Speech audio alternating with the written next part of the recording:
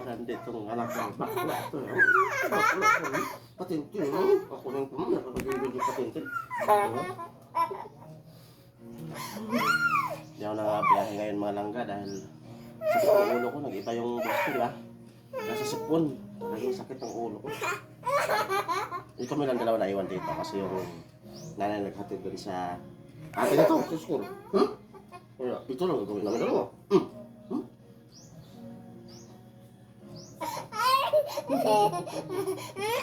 Hindi na makainga. Labi niya. Ay, labi niya.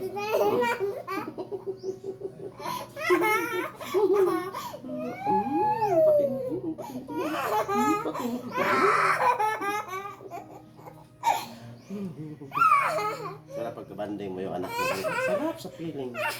Kahit na, alam mo yung problemado ka na.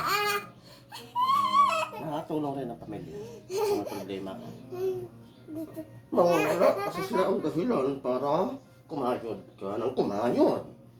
Kasi pag hindi ka kayod, walang sirilak kung bakla ko. Walang sirilak. Walang sirilak ko. Walang sirilak kung bakla ko na to. Ang patitira. Pagdaligda ko kay ipatuli ni Papa. Ipatuli ni Uki na. Bayot ka na. Bakla ka. Murag di man kayo, murag ako magpatintin. Say hi. Say hi. Hi. Hi, all my friends. Oh. Na, naintindihan. Na?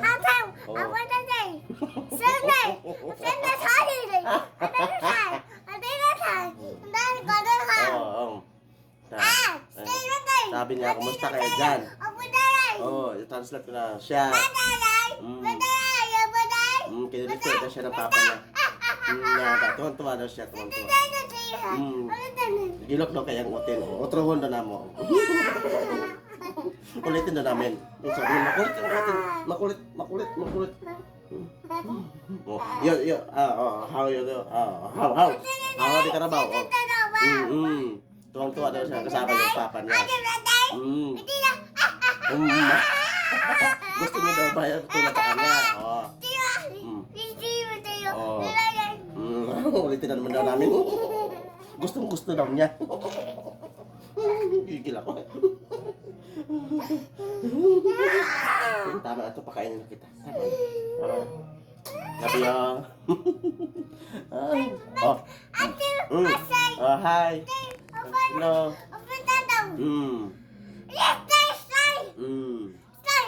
Paglaki daw niya, kakain siya ng food. Si Babay na. Bye-bye. Si Babay. Magkita-kita na sa susunod na video.